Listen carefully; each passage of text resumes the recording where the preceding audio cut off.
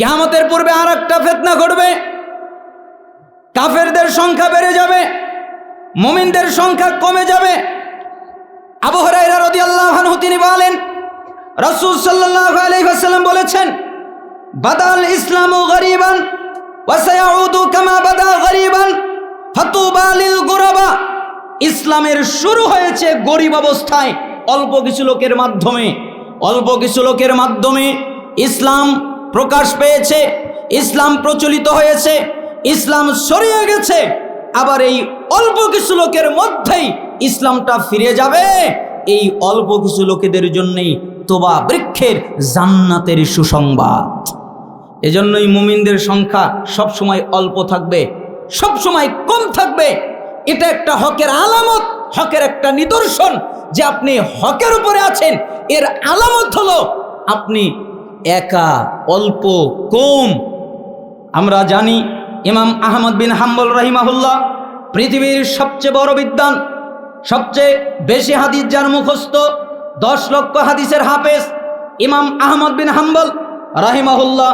তার সময়ে তাকে কেউ মেনে নেয়নি, তার জাতি তাকে মেনে নেয়নি, আলেম সমাজ তাকে মেনে নেয়নি।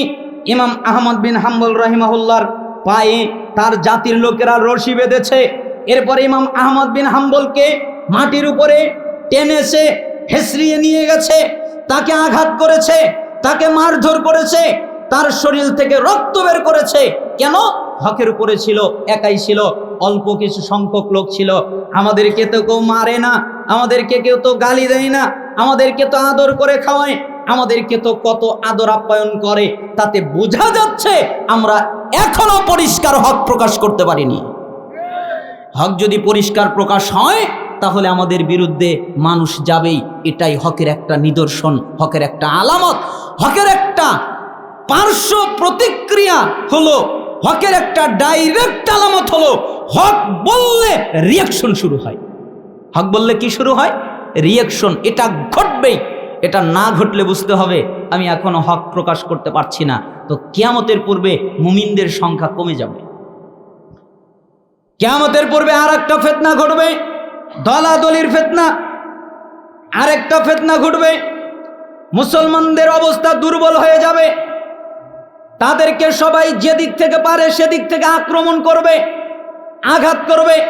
মিশকাতের 5369 নম্বর হাদিস, হুযায়ফা রাদিয়াল্লাহু আনহু তিনি বলেন, আরো অনেকে বর্ণনা করেছেন, যেমন সাওবান রাদিয়াল্লাহু আনহু তিনি বলেন, রাসূল সাল্লাল্লাহু আলাইহি সাল্লাম বলেছেন, অচিরেই তোমাদের বিরুদ্ধে যত লোকেরা আছে, যত জাতি আছে, যত ধর্ম আছে, যত গোষ্ঠী আছে, হিন্দু বলো, বৌদ্ধ বলো, খ্রিস্টান বলো, ইহুদি বলো, গ্রিক বলো, অগ্নিপূজক বলো, নাস্তিক বলো, মুরতাদ বলো, আরো যত ধর্মের লোকেরা আছে, আরো যত তরিকার লোকেরা আছে, এরা তোমাদের বিরুদ্ধে ঐক্যজোট হবে, তোমাদের বিরুদ্ধে একত্রিত হবে।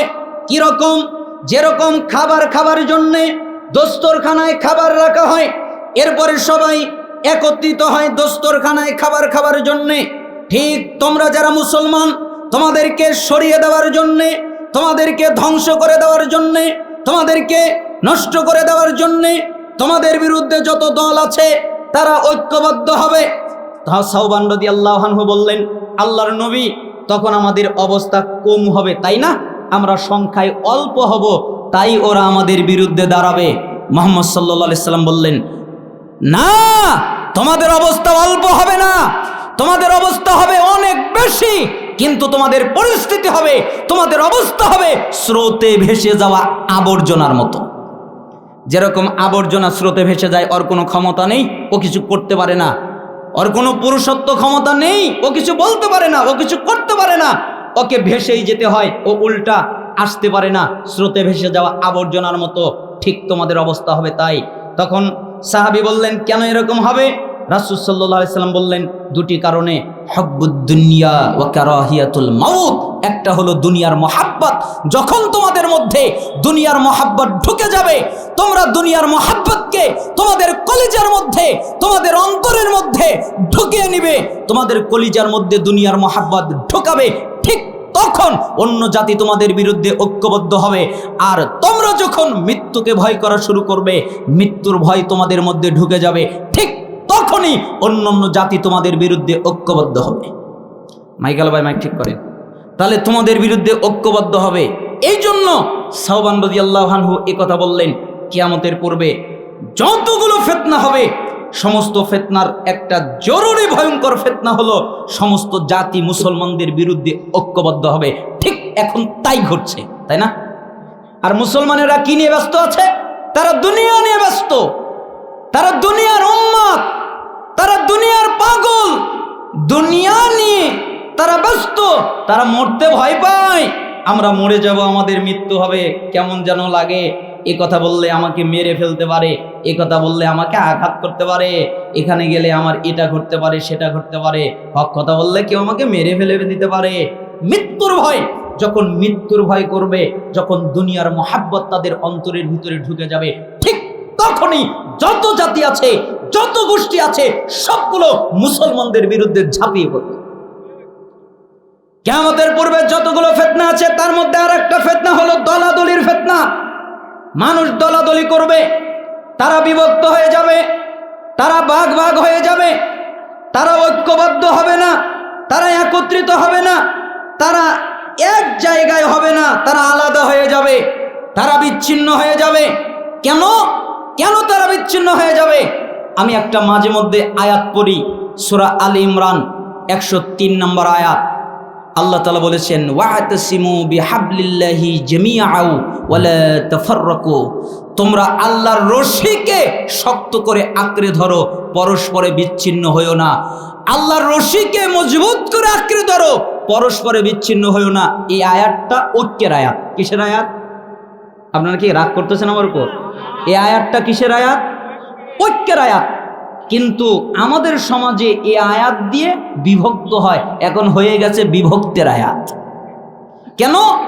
যে যে দল করে, যে যে তরিকা করে, ঠিক এই আয়াতটা ওই দলের দিকেই ফিট করে।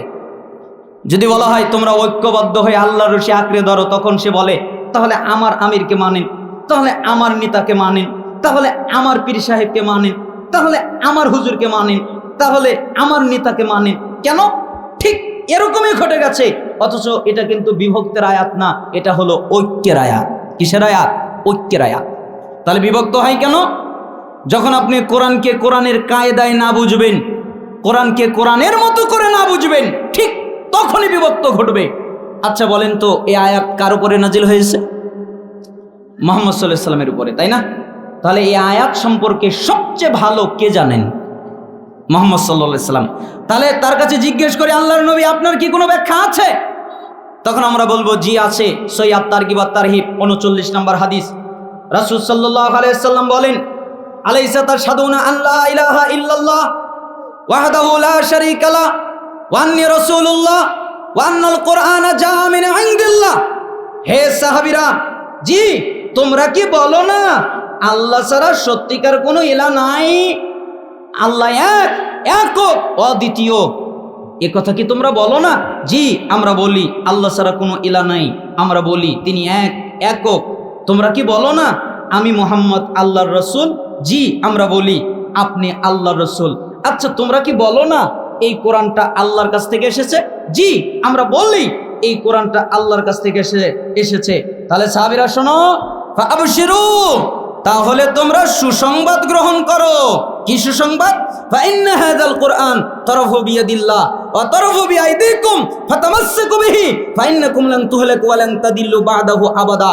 শোনো, এই কোরআনের এক অংশ আল্লাহর হাতে, এই কোরআনের একটা রশি আল্লাহর হাতে, এই কোরআনের এক অংশ আল্লাহর হাতে, এই কোরআনের এক অংশ হলো তোমাদের হাতে, একটা আল্লাহর হাতে আরেকটা তোমাদের হাতে। তোমরা যদি এই কোরআনকে আঁকড়ে ধরো, কখনো গোমরা হবে না, কখনো পথভ্রষ্ট হবে না, কখনো ধ্বংস হবে না। বলেন তো কাকে আঁকড়ে ধরলে? কোরআন।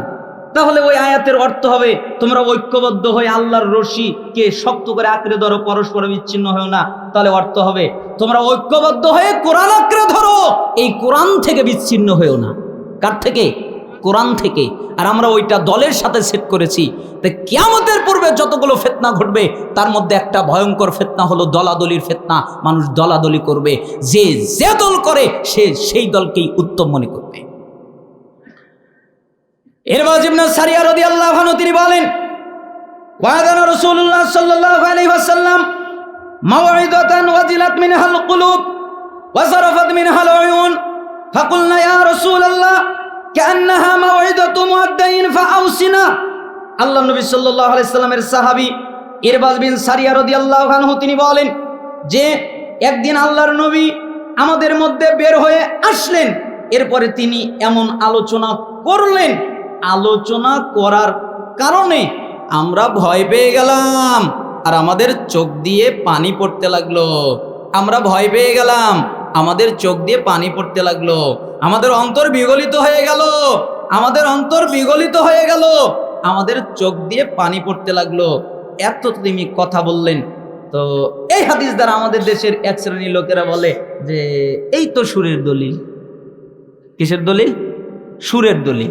কেন? ওই যে আল্লাহর নবী এমন ভাষণ দিলেন তাদের শ্রোতাদের অন্তর ভয় পেয়ে গেল, বিগলিত হলো, চক্ষু দিয়ে পানি পড়ল। এই জন্য আমি বলি, হাদিস নিজের মতো বোঝার চেষ্টা করিয়েন না। হাদিসকে হাদিসের ভাষায় বোঝেন, সালাফদের নীতিতে বোঝেন। সালাফরা বলতেন এই হাদিস ইঙ্গিত দেয় যে আল্লাহর নবী আর বেশি দিন বাঁচবে না।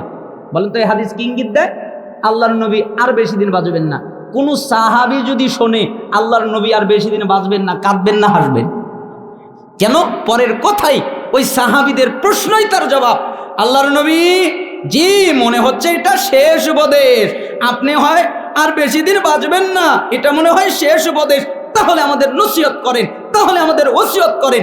তখন মুহাম্মদ সাল্লাল্লাহু আলাইহি ওয়াসাল্লাম বললেন, ওসিকুম বিতাকওয়াল্লাহ, আমি তোমাদেরকে আল্লাহকে ভয় করার উপদেশ দিচ্ছি। কাকে ভয় করার উপদেশ? আল্লাহকে। কেন এই কথা বললেন? তিনি তো অন্য কথা বলতে পারতেন, তিনি অন্য কথা বলতে পারতেন, অন্য আমলের কথা বলতে পারতেন, কিন্তু তিনি তা না করে আল্লাহকে ভয় করার কথা বললেন। কারণ জানে একটা মানুষ যদি আল্লাহকে ভয় করে তাহলে তার দ্বারা জুলুম হতে পারে না, সে সুদ খেতে পারে না, সে ঘুষ খেতে পারে না, সে নিষেধাজ্ঞ দ্রব্য পান করতে পারে না, আরো যত পাপ আছে এগুলো করতে পারে না। কেন? সে আল্লাহকে ভয় করে। তাই আল্লাহর নবী বললেন আল্লাহকে ভয় কর।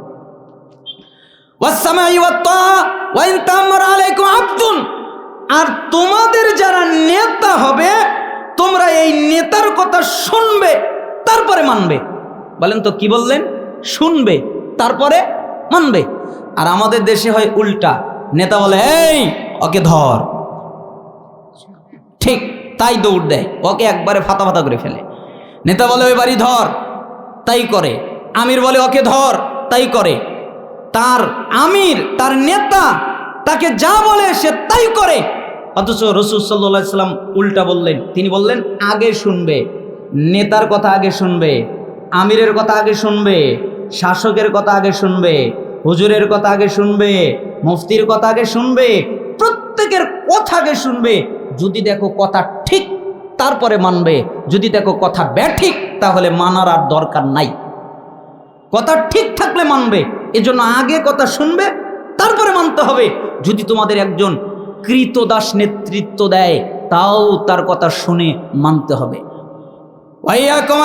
আর শুনে রাখো, তোমরা যারা আমার পরে জীবিত থাকবে, আমার পরে বেঁচে থাকবে, আমি আর বেশি দিন বাঁচবো না, আমি তোমাদের মধ্য থেকে চলে যাব, আমি বিদায় নিব। তোমরা যারা আমার পরে বেঁচে থাকবে তারা দেখতে পাবে অনেক মতভেদ, একজনের সাথে আর একজনের কোনো মিল নেই, একজনের সাথে আর একজনের মতভেদ হয়ে গেছে, দলাদলি করেছে, তাদের ঐক্য নেই, ঐক্য জোট নেই, তারা বিভক্ত হয়ে গেছে। ওই সময়ে তোমাদের কর্তব্য হলো আমার সুন্নাত আর আমার খোলাফায়ে রাশেদিনের সুন্নাতকে শক্ত করে আঁকড়ে ধরবে। আদ্দু আলাইহা বিন নাওয়াজিজ, মারির দাঁত দিয়ে কামড়ে শক্ত করে আমলের মাধ্যমে সুন্নাহকে বাঁচিয়ে রাখবে, বাস্তবায়ন করবে।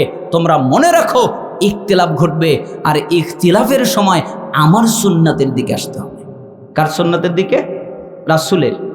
যখন দেখবেন এই হুজুর এক কথা বলে, ওই হুজুর এক কথা বলে, এর কথা একরকম, ওর কথা আরেক রকম, তখন কার দিকে ফিরে যেতে হবে? মুহাম্মদ সাল্লাল্লাহু আলাইহি সাল্লামের দিকে এবং তার খোলাফায়ে রাশিদিনের দিকে।